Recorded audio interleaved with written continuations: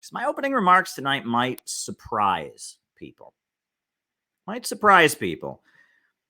it's going to show you the kind of thinking that I am working to cultivate here in America, number one.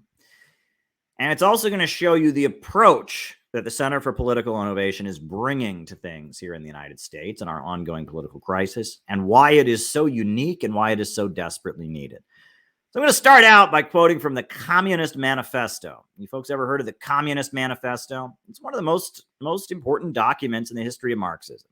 Communist Manifesto, published in 1848. It was kind of the document that gave voice to the communist movement. It starts out, a specter is haunting Europe, and it talks about how even though there was no organized communist grouping, the capitalists were already saying there's a group of people called communists who want to seize private property.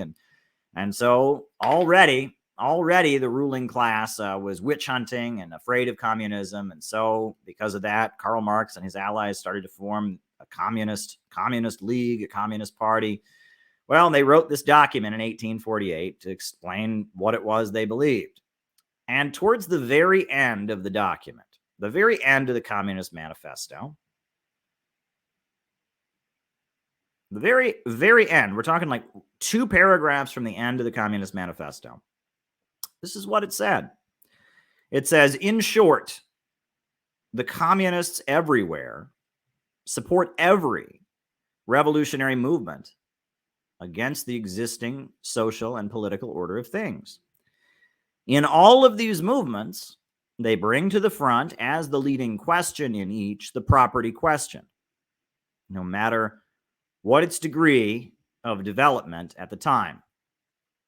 Now, a lot of communists don't take these 2 sentences very seriously. But these are not just passing remarks from Karl Marx. This is like right near the very end of the Communist Manifesto. He's making a point, and he says, in short, communists everywhere support every revolutionary movement. Now, you notice he didn't just say communists support every revolutionary movement. He said communists everywhere support every revolutionary movement. He's going out of his way.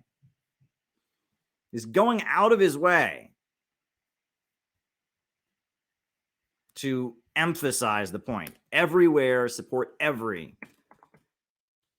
He's going out of his way to emphasize it.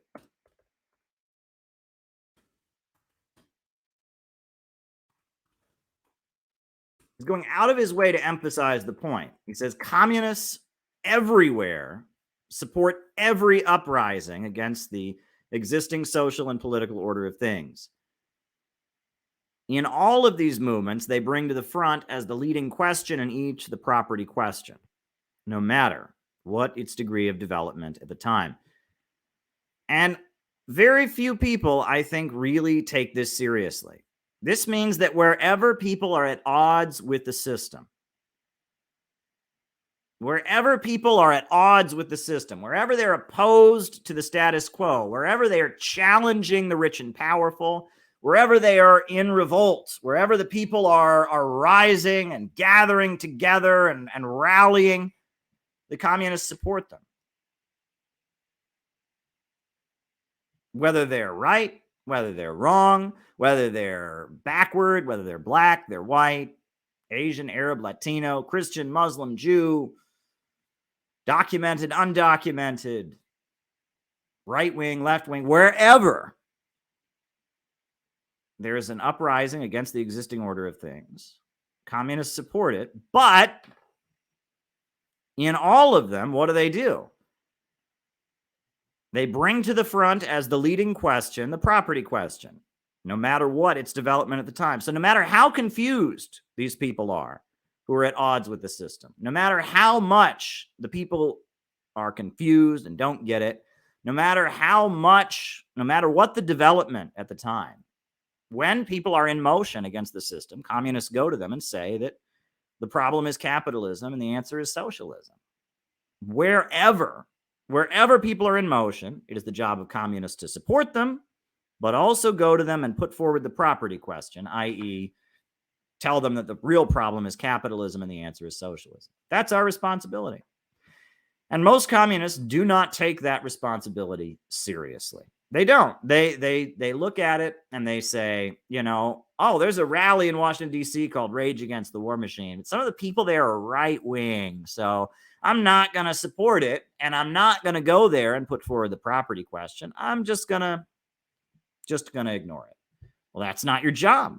Doesn't matter if people there are right wing. Doesn't matter how much they're off from the property question. Doesn't matter the degree with which it's developed. If people are rallying and raging against the war machine, that sounds an awful lot like what does it sound like? That sounds like a revolutionary movement against the existing and social political order of things. And so if there's a rage against the war machine, you support it. And at the same time, you then go to it and bring to the front, as the leading question in each, the property question, meaning you go there, and even if people don't want to hear it, even if people aren't ready for it, you go into this revolutionary movement and you bring forward the property question. That's what communists do. Wherever people are at odds with the system, communists support it. Wherever people are struggling for their rights against the rich and powerful, whenever people are opposing the wars, whenever workers are out on strike, whenever working people are demanding more civil liberties, wherever they are, no matter who they are, no matter how backward they might be, no matter how confused they might be, doesn't matter. You always support them. Because your enemy is the capitalist state. Your enemy is the imperialist global order. Your enemy is the ruling class. Your enemy is the FBI and the CIA. Your enemy is the billionaire monopolists that run the country. So any revolutionary movement against the existing social and political order of things, you support it. However, it's not enough to just support it. Not enough to just support it. In all of them, you then bring to the front the property question. And what I have seen among communists lately, in woke, typical, irrelevant communists, they do two things. One, if it's a right-wing movement, if it's a movement that has been labeled right-wing, or it has conservatives added, or it's partly right-wing, or it's led by right-wingers, if it's the Tea Party that was protesting against the tax system, well, they don't support it. They call it racist, they call it fascist, and they don't support it. Well, that's not correct. Is the tax system our friend? No. The tax system is rigged by the ruling class. So if the Tea Party happens, if there's a bunch of working class people and middle class people that are protesting against the tax system, we support it.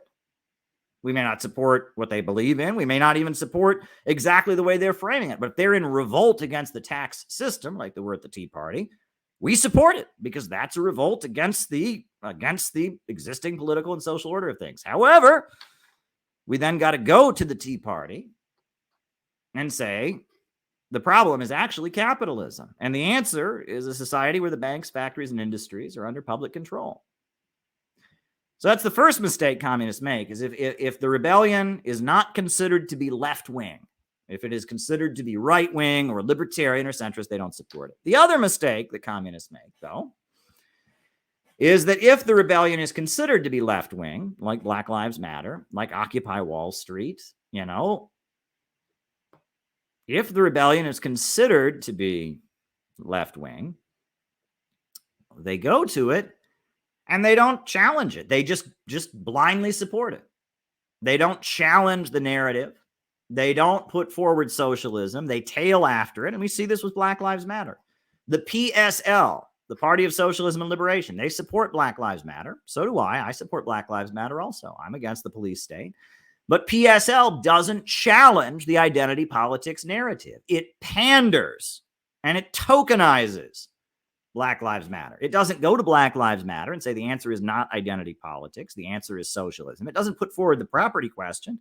It just goes to Black Lives Matter and tails after them. It doesn't put forward the property question. So if you don't support revolutionary movements against the existing social order just because they're right-wing, you're not doing your job. And if you do support left-wing movements, but you don't insert revolutionary politics and the property question into them, you're not doing your job.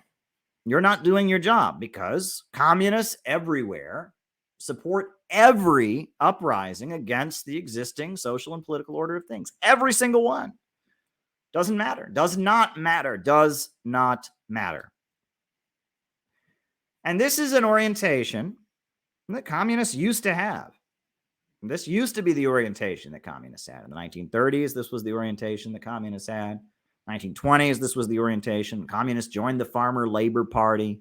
When communists joined the farmers that were having revolts in Oklahoma, when communists were leading strikes, and I mean, this was their approach, that wherever people are at odds with the system, communists go to them and bring forward the property question. That's our job. It's that simple. And honestly, folks, I'm looking at what's on the horizon in the coming months here in the United States. And I'm seeing something that is going to be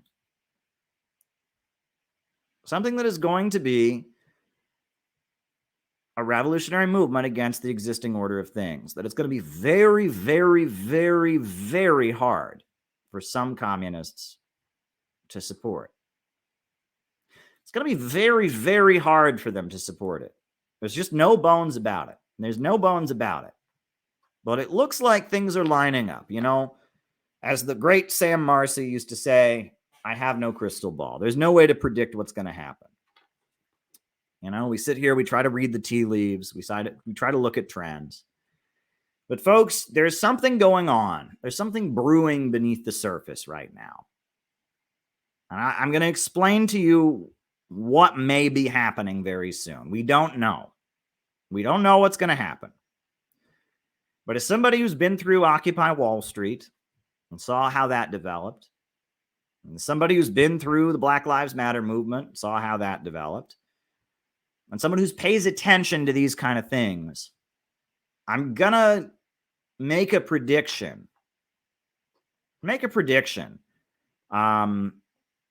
About something that's about to happen.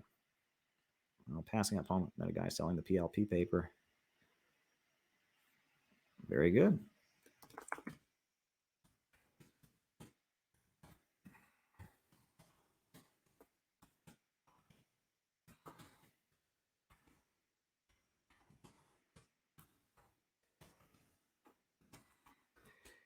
I'm going to make a prediction about what's going to happen. And, you know, it's a little bit weird. It's a little bit weird. But it might be the beginning of something. And a lot of times, political movements, this is what you have to understand. A lot of times, political movements start out one way, and then they end up another. The most famous example of that is the French Revolution. The March to Versailles. You ever heard of the March to Versailles? The March to Versailles was a big event in the French Revolution.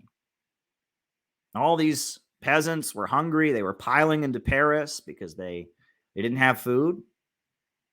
So they all decided, there were all these desperately poor people in Paris, they were going to march to Versailles, where the king had his palace.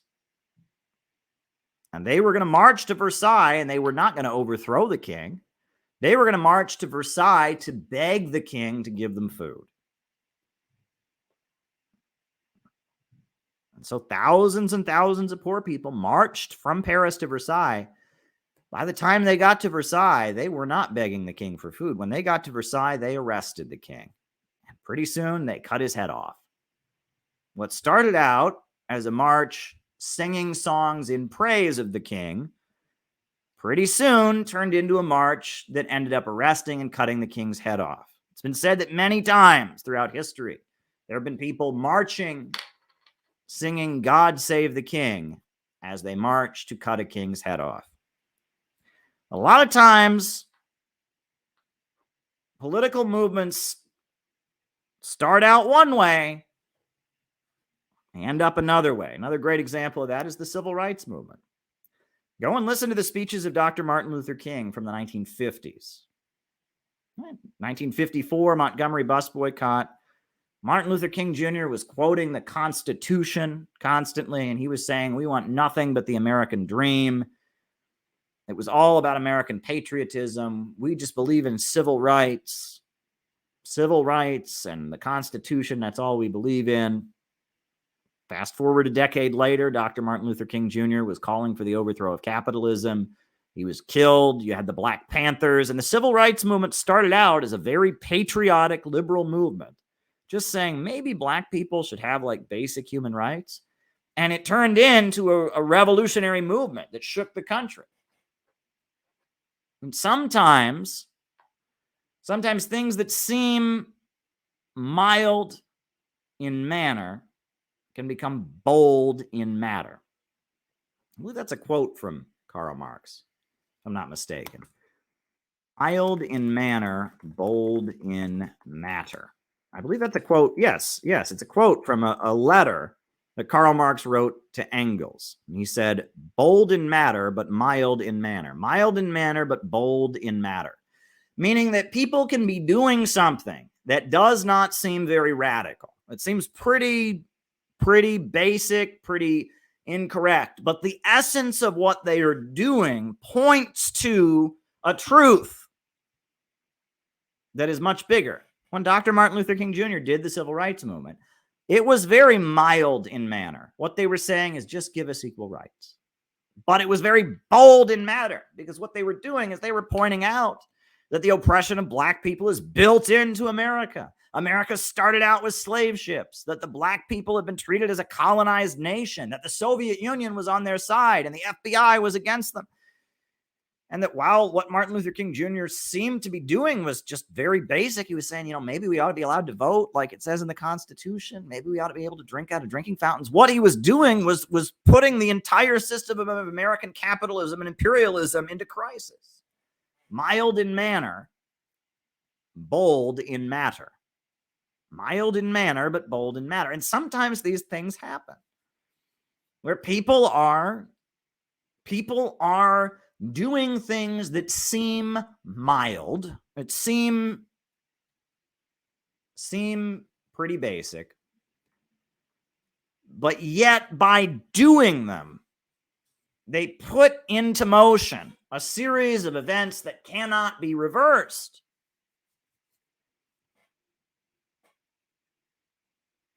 A lot of communists hated Dr. Martin Luther King Jr. They hated him. The Nation of Islam couldn't stand him. A lot of black Marxist-Leninists, they hated him. They said, this guy wants to wants to make black people part of the American system instead of having them align with the colonized people around the world. He won't let communists come to his rallies. But the Communist Party's leadership, they had the understanding that Martin Luther King Jr. may be a reformist, but what he's doing here, this is the essence of something that's going to be bigger. And so it's with this kind of understanding, I want to point you all towards some events that are happening right now. And I'm gonna predict something. It may not happen the way I'm predicting. I could be dead wrong about this. I've been dead wrong before. I am not a prophet. I do not have divine abilities. All I can point to is what's before my eyes, and I can use my scientific Marxist understanding. I can use my historical experience. I saw how Occupy developed. I saw how Black Lives Matter developed. I see how these things happen. I see how they put up trial balloons for a little bit, and they put up their trial balloons, and they see where they go. I'm going to point out a few things to you. First thing, East Palestine. We've seen what happened there with the horrendous train wreck and the chemicals that are in the air and the way the government hasn't responded. It's awful. It's awful what happened in East Palestine. Here's this little tiny town in Ohio near the Pennsylvania border, and a whole lot of rural folks, working class folks, deeply conservative folks, Trump voters, a whole lot of them just got poisoned, and they're worried about their health, and it's a disaster. And the government has betrayed these folks. It's awful. And it's an ongoing scandal. Have you been paying attention to the train wreck in East Palestine and how Donald Trump went there? Have you been paying attention to that? This is important stuff. This is very, very important. But now I'm going to point you towards something else that I was not aware of. Forgive me, I was not aware of this, right? So I'm not claiming I'm not as tuned into these things as I should be.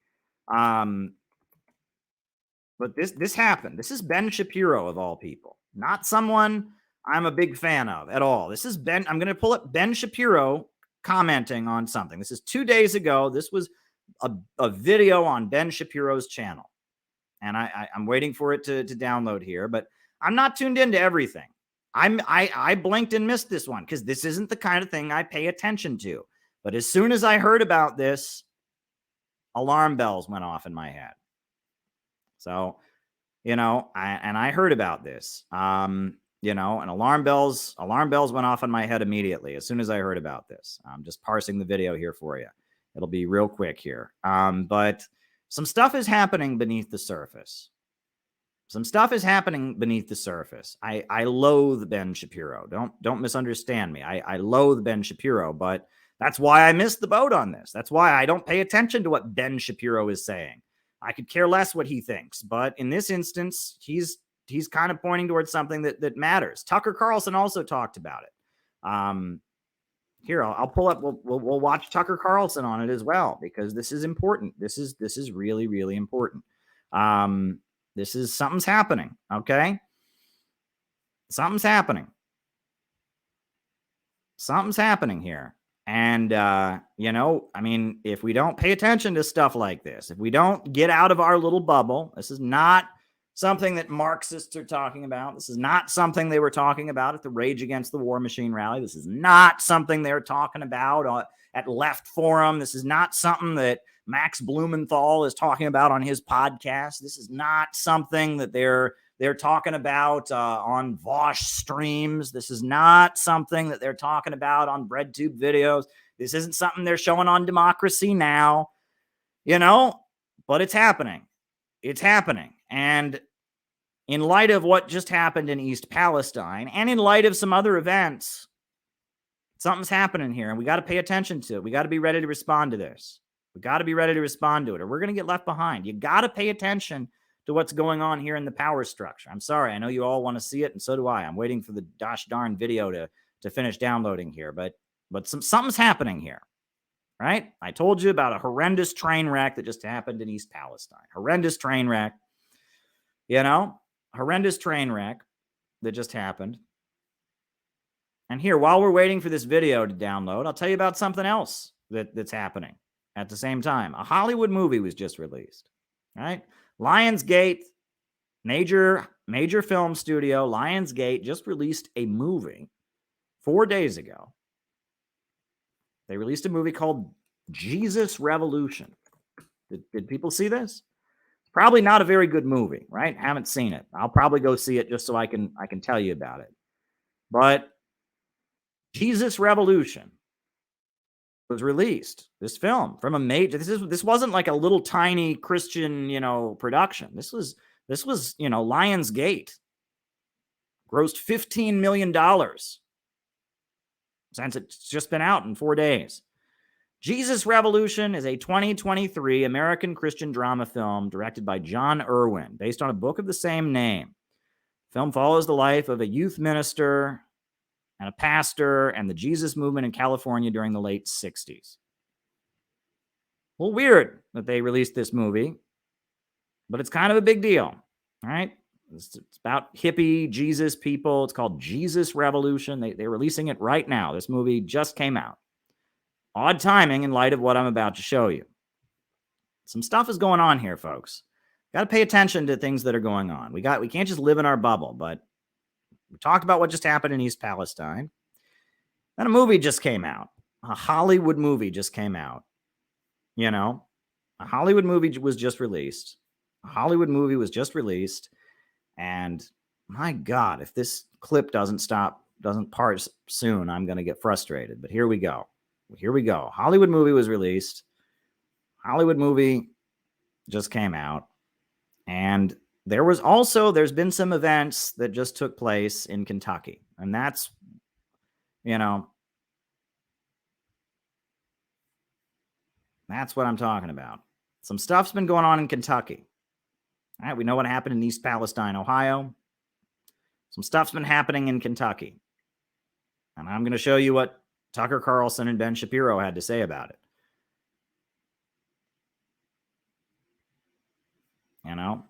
This is worth paying attention to. I'm telling you, some stuff is happening. Some stuff is boiling beneath the surface. And I don't know if this is going to blow up into something. I really don't, but there's an odd alignment of events.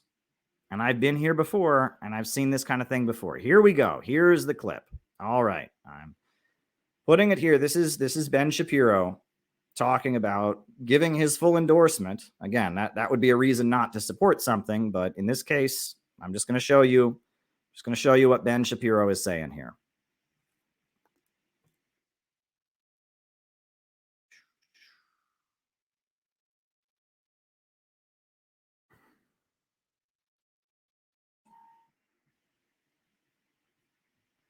Okay.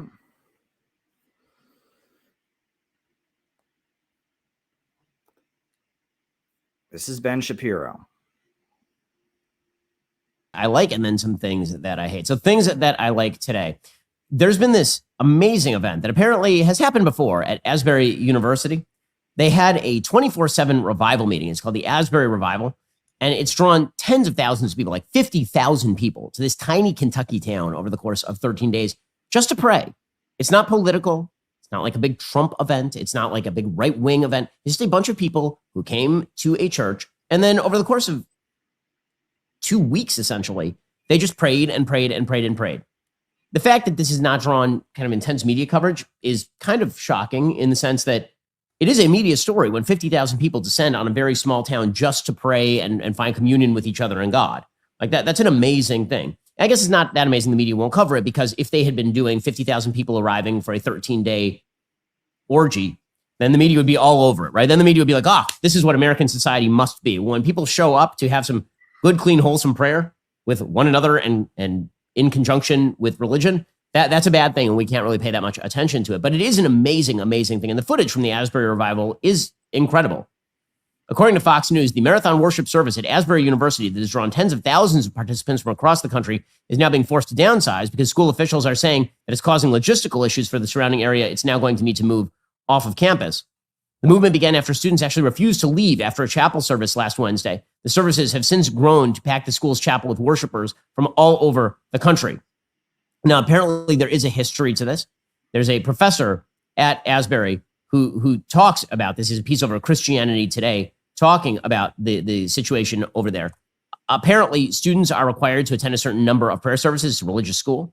And this has happened before where people have shown up and then refused to leave because they were feeling the Spirit so much. And here's how the professor describes it. Some were reading and reciting scripture. Others were standing with arms raised. Several were clustered in small groups praying together. A few were kneeling at the altar rail in front of the auditorium. Some were lying prostrate. Others were talking to one another, their faces bright with joy. They were still worshiping when I left late in the afternoon. And when I came back in the evening, they were still worshiping when I arrived early Thursday morning. And by mid-morning, hundreds were filling the auditorium again. I've seen multiple students running toward the chapel each day. By Thursday evening, there was standing room only. Students had begun to arrive from other universities: University of Kentucky, University of the Cumberlands, Purdue, Indiana Wesleyan, Ohio Christian University, Transylvania University, Midway, Lee University, Georgetown College, Mount Vernon Nazarene University, and many others. He said, some are calling this a revival. I know in recent years that term has become associated with political activism, but let me be clear, no one at Asbury actually has that agenda. Apparently. Yeah, they keep insisting it's not political. I have different thoughts, but Asbury does have a history with revivals, including one that took place in 1905 and one in 2006, when a student chapel led to 4 days of continuous worship, prayer, and praise. The fact is that religion requires community. One of the things that we have done by reducing religion to spirituality is we have suggested that what religion really is about is your internal feeling of solidity with God. That is not really what religion is about. Religion does include that component, but that is not the entirety of religion. Religion requires you to commune with others. It is why it happens in churches. It is why in the Talmud it says that God rests where there are 10 people, where there are 10 men praying together. That's you have to have 10 men to form a minyan, right, in order to do certain aspects of Jewish prayer for each prayer service. We pray 3 times a day. The idea that a community is built around a common cause is what has allowed the growth of civilization. So just evolutionarily speaking, human beings have a very hard time congregating. He's not wrong about what he's saying here at all. And a lot of people are desperately longing for community right now. I'm telling you, something's happening. Above a certain number.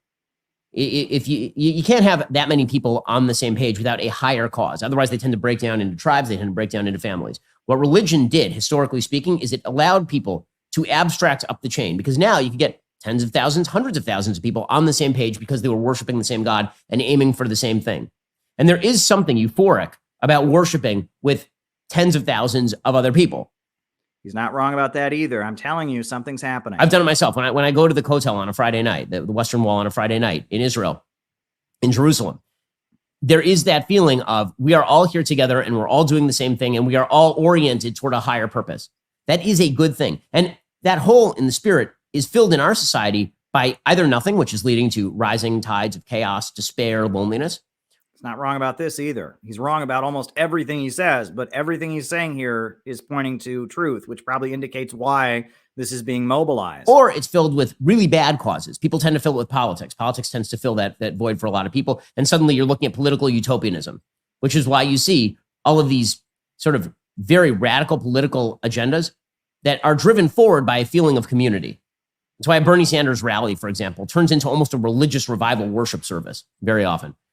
People need that in their lives. People want to feel that feeling of belonging, a feeling of higher purpose, and a feeling they're part of something bigger than themselves. When that is oriented towards something proper, like a relationship with God, a God who calls on you to be moral and good toward your fellow man, that is blah, blah, blah. So Ben thinks this is a great substitute for being a left-wing activist, but something's happening. And I'm going to show you Tucker Carlson's footage on it also. This is what Tucker Carlson reported here. And figure that out. And the good news is a lot of people are starting to think more about what happens when you die. They're becoming much more interested in the spiritual life, which has been basically extinguished in the public square for a long time. So here's a sign that people are becoming more interested. Asbury University, which is a private Christian college in Wilmore, Kentucky, outside Lexington, began hosting a prayer service a week ago, but it never ended. It's still going on. People just keep showing up from around the world. The university has even set up overflow chapels to accommodate demand. Here's what it looks like.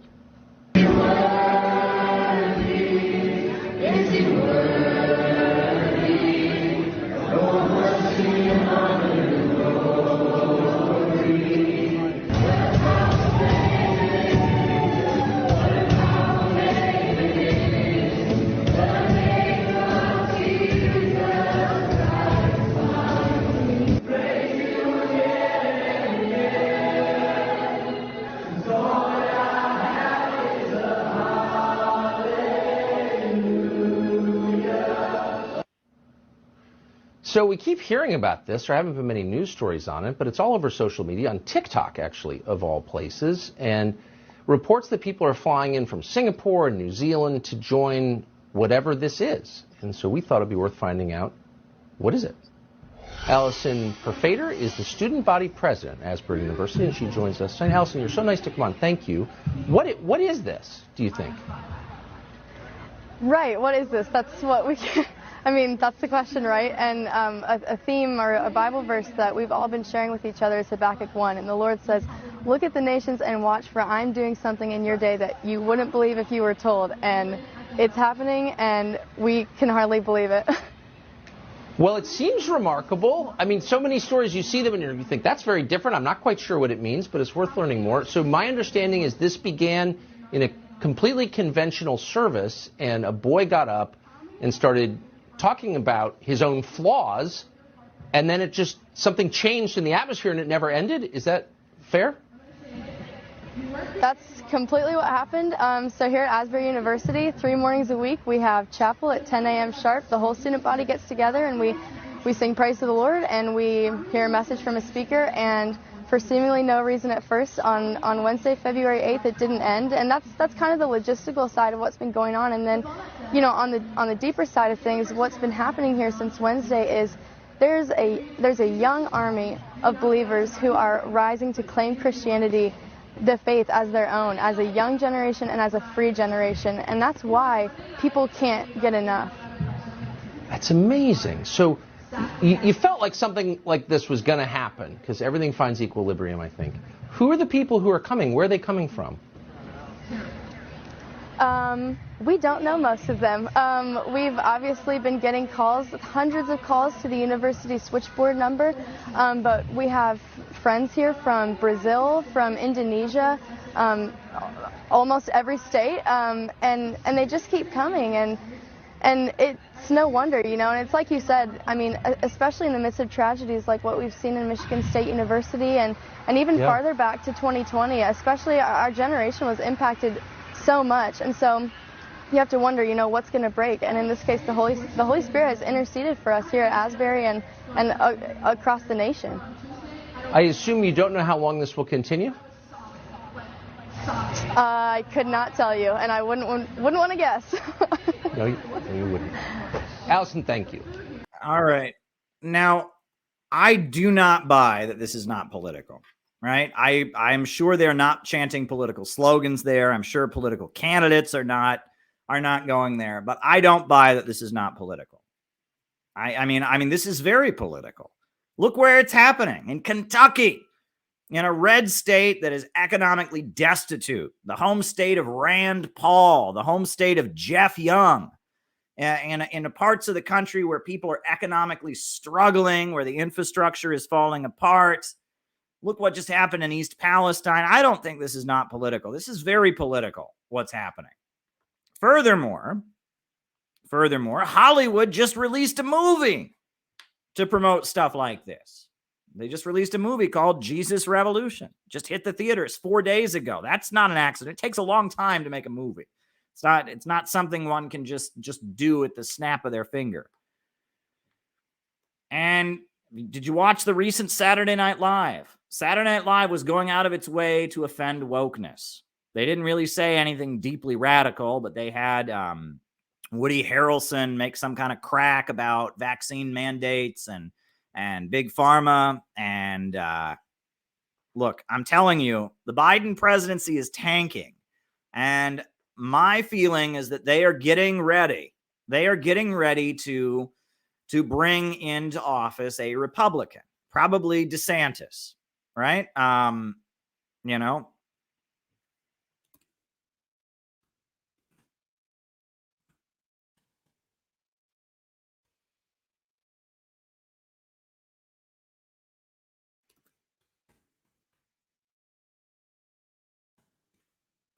And I am convinced that they have tapped into all of the anger in the Midwest, all of the anger in the Rust Belt states, all the anger and resentment and hopelessness among young people, young Americans, 20-year-olds and 19-year-olds and 22-year-olds. They have tapped into all of that anger, and they realize something's happening.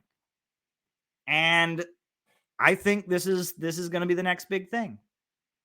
And I believe it's coming from the ruling class, and I believe it's political. And that it's just like the Democrats made Occupy Wall Street happen for their own reasons, to give voice to economic populist sentiments, to get the energy going. I am convinced that this is in response to the economic destitution and the anger and the resentment against wokeness and the depression and the hopelessness all across the red states. It looks to me like the Ron DeSantis wing of the deep state and the neocons have called up their evangelical allies, and they said, we're going to have a revival. We're going to have a revival. That's what I think is happening, right? I do think this is coming from the top. I do think they've noticed how many young people are getting religious. During the pandemic, many young people converted to either Islam or Orthodox, Russian Orthodox Christianity. There was a widespread interest in religion during the pandemic. There's widespread resentment and hopelessness. And I am convinced the fact that they released this Hollywood movie, Jesus Revolution, the fact that that this is happening and they got 50,000 people piling into a small town in Kentucky to do this. The fact that the anger in the red states is growing, and the anger that led to January 6th is growing, that Donald Trump went to East Palestine and gave a presser. I am convinced this is the next big thing, right? And I think you're right, Funky. I think you're right. I think that somebody at the top said, all right, let's have a big religious outpouring in the Midwest. I think that they said, let's do it. And right now it's still February and it's still freezing cold out there. But pretty soon it's going to be March. In a couple days here, it's going to be March, and then it'll be April, and then it'll be May. And this, I think, is going to be the next big thing. There's going to be some kind of Christian Occupy Wall Street. They're going to have huge open air 24/7 religious revival meetings. That's what I think is on the horizon, folks. I'll just be honest with you. The ruling class is doing this for their own reasons, but they're also doing it because the sentiments from below, the trembling rage of a generation is there, and they have to give voice to it. And I am convinced that this is coming up.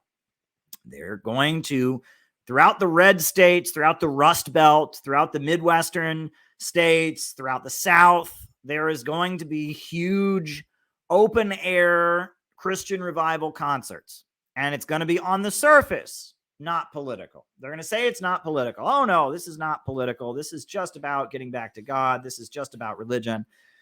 But it'll be political because the Zionists will be running the show. The evangelicals who are very close with Israel will be running the show because the Republican Party and their, Mike Pence crowd, they're going to be running the show. But that's not the point. That's not the point, because they would only be doing it to try and give voice and channel real sentiments. There is real anger. There is real hopelessness. There is real pain among millions of working class Americans. There's millions of communities that have been destroyed. And the desire for some kind of religious awakening is big among the population. It is big. It is massive. It is massive among the population right now. People in this country are desperate. They're desperate, and they're hopeless, and they're struggling, and they want answers, and they're isolated, and they need somewhere to turn. They need love in their hearts. They need comradeship. They need community. Did you hear what Ben Shapiro was on there just saying about how people need to come together and how it's about a community and how it's when people get together and do things, there's a desire deep in people's souls for this. And it's coming. It's coming. And unfortunately, we know how the ruling class is going to try to use this. They're going to try to use this to demonize China. They're going to try to use this to whip up jingoism and hostility. They're going to try to use this to support Israel and Zionism. That's how the ruling class is going to try to manipulate it. However, we can intervene as well. We need to intervene with an anti-war message. If this blows up, we need to be there. And we, as the Center for Political Innovation, need to insert ourselves into this movement. We need to insert ourselves into it and push it in an anti-imperialist direction. Because there's going to be thousands and thousands of people who are lost and looking for something, who are going to drift into these huge Christian revival meetings. As the weather gets better, it looks to me like the ruling class has decided this is what they're going to do, right? And it's because it's the red states. It's the red states that have been affected by this, right? It's the red states that have been hit the baddest. And, and I think this is coming. And again, maybe it won't work out. Maybe the sentiment among the masses is not there, but I think it is. Maybe sections of the ruling class are too afraid and they won't get it going, but I think they aren't. I think my prediction is that sections of the ruling class that want DeSantis and want Biden out and want a neocon president are going to foment in the coming months a widespread Christian revival movement all throughout the South. There's going to be open air prayer meetings. There's going to be open air church services that go on 24/7. There's going to be little Christian Woodstocks all over the country in the coming months. That is my prediction. And I honestly don't think that's a bad thing. I support it, but I recognize that evil forces are going to try to use it. I support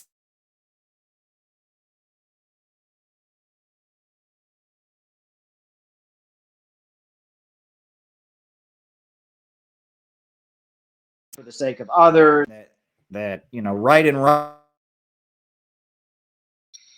I think that's a good thing that this is happening. However, I also know that there are evil forces that would like to manipulate these events. And that if we can't, as revolutionaries and anti-imperialists, find a way to intervene and push revolutionary politics and push this in a good direction, it will lead to something bad. It will lead to something very, very bad. And just like we were part of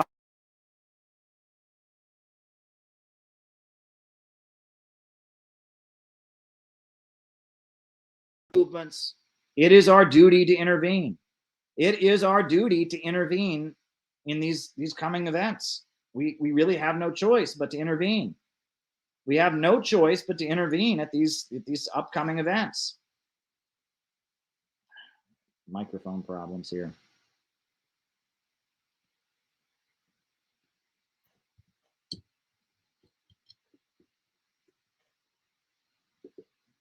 Trying to fix the mic here. Don't know why it's acting this way. It's annoying. It's certainly annoying to have your microphone acting weird, but it seems to be on now. So there we go. But we have to intervene. We have to find a way to intervene. Because if we don't intervene, then we're leaving this to the warmongers. You know, we need to be there with a big banner that said, Jesus said, feed the poor, don't start wars. You know what I mean? We need to be there with our, with our Jesus is a socialist book. We need to be there. We need to get thousands and thousands of copies of this book out. We need to get thousands and thousands of copies of this book out at those rallies. It's not going to be easy, but I'm looking at this. I'm looking at what's going on right now. And I think we're going to have to intervene. I don't see how we can not intervene. The ruling class is planning to try and channel the rage, is trying to channel the anger of millions of working class young people and the desire to be part of something. They're going to try and channel this into a mass religious revival movement. I think that's pretty clear. That's very, very clear. The fact that there's been a Hollywood movie released to promote it, the fact that this Asbury thing is already getting play from Tucker Carlson and Ben Shapiro, the fact that the conditions in the Rust Belt states are getting worse and worse and worse, and I think it's going to happen.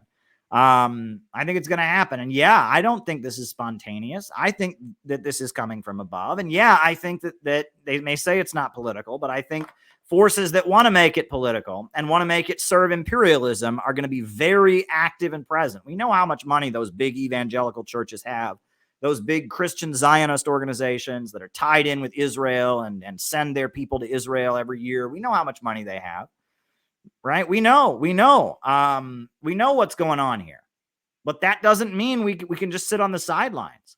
And it also doesn't mean we should condemn it. And I expect the synthetic left will just immediately condemn it. There'll be one person there and they'll take a picture and they'll say, it's a Nazi event. It's transphobic. And fuck them. Let them do their thing. Let them be isolated. Let them be Biden's foot soldiers. Fuck them. Right? We have to intervene. We have to intervene. If this turns into a big thing, which it very well might, and I mean, based on what I'm seeing here, this is looking like this is going to have a lot of energy. We have to intervene. We have to intervene. I don't see any way around it. We have to intervene. We have to intervene in what looks like a kind of mass revival movement that's on the headline, on the horizon right now. The ruling class is doing it for their own reasons. For their own reasons, the ruling class is doing it, but we have to intervene. I mean, there's just no way to not intervene in this. We have a responsibility to intervene. We have to intervene. We have to, yeah, I mean, you make a good point because most of the anti-imperialist sentiment has been coming from the right and they want to stop it. Bingo.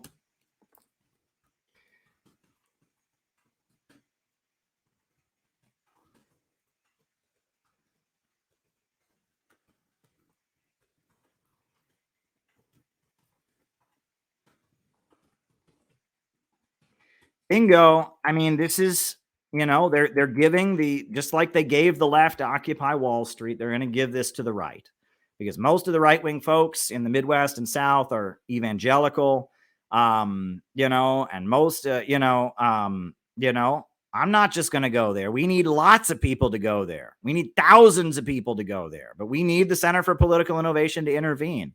We have to intervene. And they won't want us there. I'll tell you that much. And of course, they're going to say this is not political. They're already saying that. Every second they turn around, this is not political. Oh, no, this is not political. It's like the lady doth protest too much. It's totally political. It's totally political. It's totally political.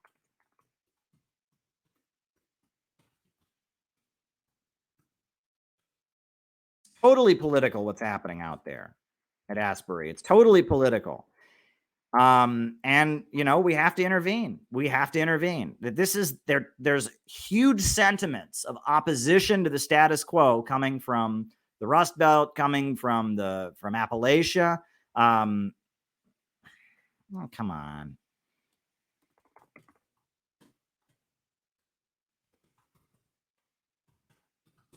And wrote it down, but and we have to intervene in this, right? And we can't condemn it, because we shouldn't condemn it. The fact that thousands of young people want to live for a higher purpose, the fact that thousands of young people want to have God in their life and want to be part of a group and want to be part of a movement, that's a good thing, right? It's a good thing on the surface. But we know there are dark, sinister forces that want to manipulate it. And we have to intervene. We have to intervene. I mean, there's no way we can not intervene. And if this blows up, which it very, very well might, and I think there's a very good chance this blows up, we have to intervene. And we have to be there saying, real Christians want peace. Real Christians want peace on the Korean Peninsula. Real Christians want Russia and America to get along. Russia is a Christian country. Why are we arming pagan Nazis, in Ukraine, these pagan Azov battalion folks that are persecuting the Russian Orthodox Church? We have to intervene. We have to intervene, and we have to keep our eye on this. This blew up over social media. I mean, this has the potential to really turn into something, right? Maybe it won't, It's possible that I could be wrong and that they throw up the trial balloon and this doesn't go anyplace. That's very possible. But if this blows up into something, we have to intervene. We have to intervene, because this is how things get started. I'm going to read you another quote from the Communist Manifesto. The Communist Manifesto is a really great document. People think it's very basic, but there's a lot in it. There's a lot crammed into the Communist Manifesto that is very, very it's very, very, very, it's quite a powerful document. Let me just put it that way. And there are things in the Communist Manifesto that people completely miss and they gloss over. So let me just pull up. This is a quote from the Communist Manifesto about how important divisions in the ruling class are.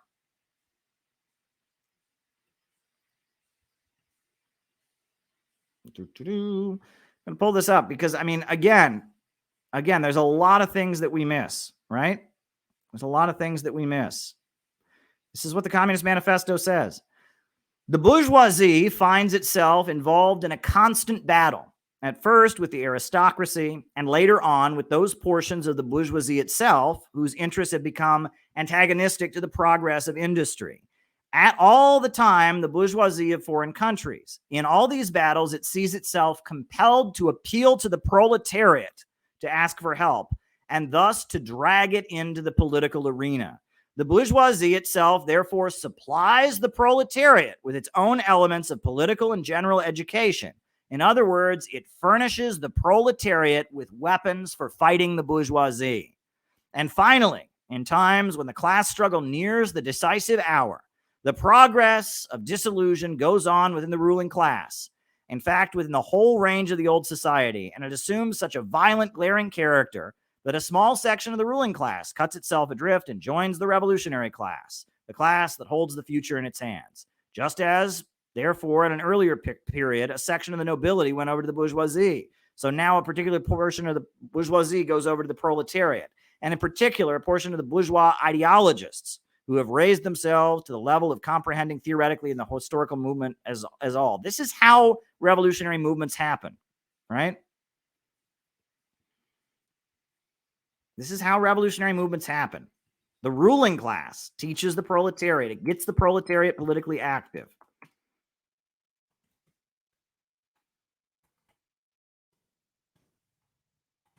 It gets the proletariat active. It's the proletariat active, right? This is, again, I'll read you what the Communist Manifesto says. This is really important. In all these battles, it sees itself compelled to appeal to the proletariat to ask for help, right? To bring the working class into politics, and thus to drag it into the political arena. And the bourgeoisie itself, therefore, supplies the proletariat with its own elements of political and general education. In other words, it furnishes the proletariat with weapons for fighting the bourgeoisie, meaning that the ruling class, as they fight with each other, they start recruiting working people to be their foot soldiers. And that's what we're seeing now. Black Lives Matter, Occupy Wall Street, the Tea Party, the Donald Trump January 6th thing. The capitalists are fighting among each other, and they are compelled to recruit working people to fight their battles, right? This is the natural process of capitalism and decay. The capitalists fight with each other, and they start recruiting workers to be their allies against another faction. And that brings working people into politics. And working people learn how to organize, and they learn how to protest, and they learn how to come together and make demands. They learn how to assert their needs and fight for their rights. And then pretty soon, instead of the working class being the foot soldiers of the bourgeoisie, the working class movement is so big that the bourgeoisie end up coming over to the side of the proletariat, right? This is the revolutionary process. And we're seeing it play out here in the United States. The working class is angry and suffering. U.S. society is in crisis. The ruling class are fighting among each other. And working people are increasingly being brought into politics. They are being brought into politics because the capitalists are fighting with each other. And they are giving us the tools with which we can build our own movement. But if we don't intervene, if we just stand on the sidelines, we're never going to get anything right, right? And this is what you have to understand, right? Again, like I said, the movement to bring down the French king began with a march to go praise the king and beg the king to give them more food.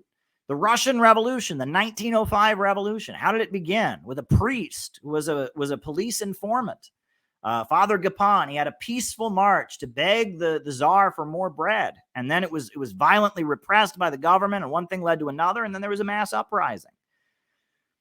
That often